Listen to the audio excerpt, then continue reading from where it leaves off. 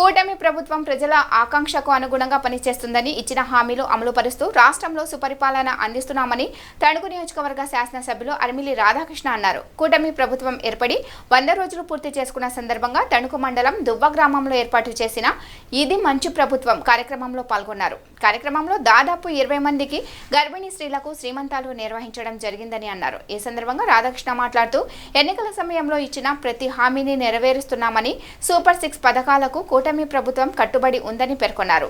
DSC notification విడుదల చేసి 16,437 మందికి ఉపాధి కల్పించే విధంగా చర్యలు తీసుకున్నామన్నారు.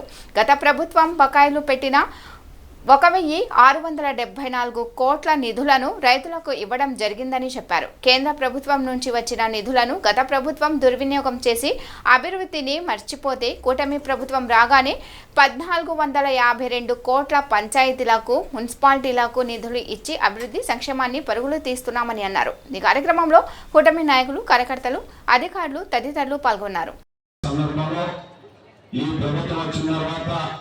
ఈ రాష్ట్రంలో ఏ విధంగా పరిస్థితులు ఉన్నాయి, ఏ విధంగా ఇచ్చినటువంటి హామీలను అమలు చేస్తూ ఒక సుపరిపాలన అందిస్తుందనేది మనందరం కూడా ఒకసారి చర్చించడం కోసం ఈ ప్రజావేదిక ద్వారా మనకి ఈ కార్యక్రమాన్ని ఏర్పాటు చేయడం జరిగింది.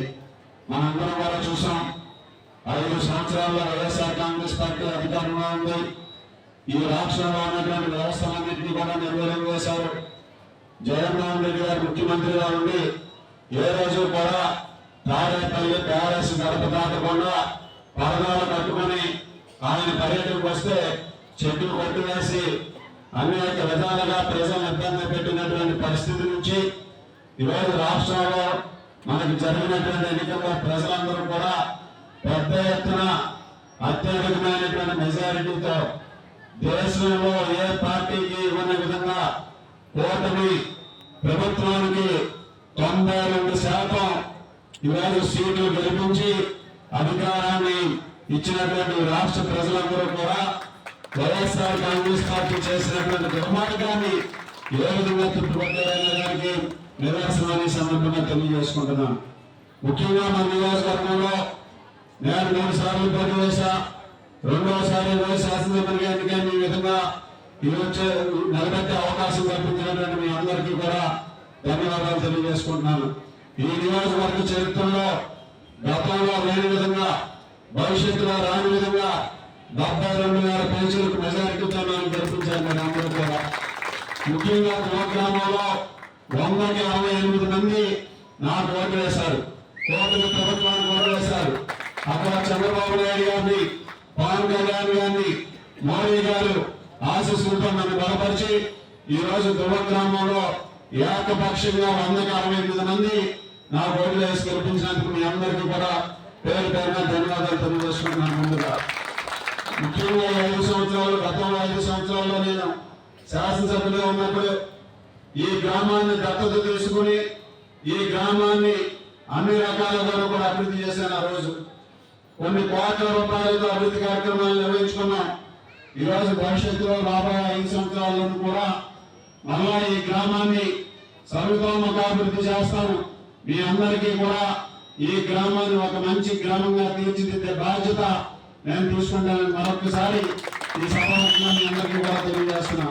ఈ గ్రామంలో అనేక సమస్యలు ఉన్నాయి. రైతాంగం ఎక్కువగా ఉన్నటువంటి గ్రామం, కౌలు రైతులు ఎక్కువగా ఉన్నటువంటి గ్రామం, వ్యవసాయం మీద ఆధారపడేటటువంటి గ్రామం. ఈ గ్రామంలో ఉన్నటువంటి ప్రతి సమస్య కూడా నాకు తెలుసు. వీటన్నిటిని కూడా పరిష్కరించే దిశగా కూడా కృషి చేస్తానని సందర్భంగా తెలియజేస్తున్నా. రోడ్లు కానీ, డ్రైనేజ్ కానీ సమస్యలు పరిష్కరించి ముఖ్యంగా ఈరోజు ఈ గ్రామంలో ఉన్నటువంటి త్రాగునీటి సమస్య ఏదైతే ఉందో, ఇంటింటికి మంచినీరు రానటువంటి పరిస్థితి ఈ గ్రామంలో ఉంది. ఆ తాగునీటి సమస్యను పరిష్కరించి మీ అందరికీ కూడా ఇంటింటికి మంచినీరు ఇప్పించే బాధ్యత కూడా తీసుకుంటారని సందర్భంగా మీ అందరికీ కూడా తెలియజేస్తున్నా. అలాగే వరదలు ఎప్పుడు వచ్చినా, మనకి ఎర్రకాలం ఎప్పుడు వచ్చినా ఈ గ్రామంలో ముందుగా ముప్పుకు అవుతుంది. ఈ గ్రామంలో వ్యవసాయం దెబ్బతింటుంది. ఈ గ్రామంలో రైతులు ఇబ్బంది పడుతున్నారు. ఈరోజు మొన్న కూడా అలాగే ఈ గ్రామం ముందుగా ముంపుకున్నాయి. ఏ వర్షాకాలంలో అయినా సరే, తుఫాన్ వచ్చినా, చిన్న వరద వచ్చినా ఈ గ్రామంలో వరద వస్తున్నటువంటి పరిస్థితి. అటువంటి పరిస్థితి నుంచి కూడా ఈ గ్రామానికి వరద నీరు రాకుండా చేసే విధంగా కూడా చర్యలు తీసుకుని ఇక్కడ ఉన్నటువంటి వైఆర్ కాలువకు సంబంధించి రిపేర్ పనులు కానీ అక్కడ గోడ కట్టడం కానీ ఇవన్నీ కూడా చేసే విధంగా కూడా చర్యలు తీసుకుని దుర్గ్రామంలో ఉన్నటువంటి ప్రతి ఒక్కరి జీవన ప్రమాణాలు పెరిగే విధంగా కూడా చర్యలు తీసుకుంటామని సందర్భంగా తెలియజేస్తున్నా. మన నియోజకవర్గంలో అన్ని గ్రామాలు అన్ని పట్టణాల్లో కూడా అన్ని రకాలుగాను కూడా అభివృద్ధిని సంక్షేమాన్ని కూడా ఈరోజు ముఖ్యంగా ప్రజలందరికీ కూడా చేరువ చేసి ఒక మంచి ప్రభుత్వం ఈరోజు ఎన్నుకున్నందుకు మీరందరూ కూడా సంతోషపడే విధంగా పనిచేస్తామని సందర్భంగా తెలియజేస్తున్నాం. ఈరోజు మీరందరూ కూడా చూశారు, ముఖ్యమంత్రిగా చంద్రబాబు నాయుడు గారు, ఉప ముఖ్యమంత్రిగా పవన్ కళ్యాణ్ గారు అక్కడ మోడీ గారి సహకారంతో గత 100 రోజులుగా ఏ విధంగా కష్టపడుతున్నారో మనందరం కూడా చూసాం. చంద్రబాబు నాయుడు గారు వచ్చిన వెంటనే 5 సంతకాలు పెట్టారు, పెన్షన్లు పెంచారు. గతంలో 3,000 రూపాయలు ఉన్న పెన్షన్ ని ఏప్రిల్ నెల నుంచే 4,000 రూపాయలు చేసి జూలై నెలలో 7,000 రూపాయలు మీ అందరికీ కూడా పెన్షన్ అందించడం జరిగింది.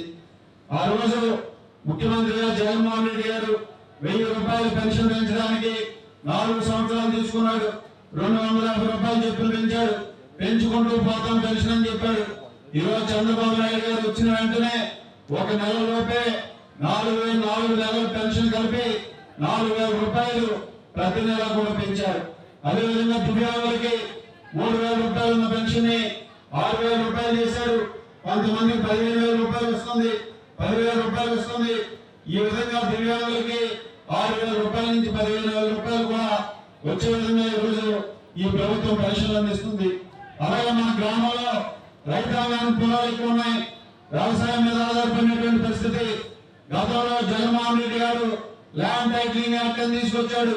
ఆ ల్యాండ్ టైటిలింగ్ యాక్ట్ ద్వారా మన పొలాలు పాస్ పుస్తకాల మీద జగన్ గారు బొమ్మలు వేసుకున్నాడు. మీ అందరికీ కూడా తెలుసు, జగన్ గారు బొమ్మలు వేసుకున్నాడు, సర్వేలు చేశాడు. పాస్ పుస్తకాలన్నీ కూడా ఇది వరకు పాస్ పుస్తకం మీద రాజముద్ర ఉండేది. ఆ రాజముద్ర తీసేసి పాస్ పుస్తకం మీద జగన్ గారు బొమ్మలు వేసుకుని ఆయన మన భూములు తాకట్టు పెట్టే దురాలోచనతో ఆ రోజు ల్యాండ్ టైటిలింగ్ యాక్ట్ తీసుకొస్తే చంద్రబాబు నాయుడు గారు హామీ ఇచ్చిన విధంగా ప్రభుత్వం వచ్చినటువంటి 4 రోజుల్లోపే మొదటి అసెంబ్లీ సమావేశాల్లో ఈ ల్యాండ్ టైటిలింగ్ యాక్ట్ ని రద్దు చేసే చట్టాన్ని కూడా తీసుకొచ్చారని మీ అందరికీ కూడా గుర్తు చేస్తున్నాను. ఈ రోజు ప్రతి ఒక్కరికి కూడా మన పొలం మనకు చెందింది, మన భూమి మనకు చెందింది. ఆ భూమి పాస పుస్తకం మీద ఎవరి బొమ్మలు పెట్టడానికి వీలు లేదు. కేవలం ప్రభుత్వం యొక్క రాజముద్రే ఉండాలని చంద్రబాబు నాయుడు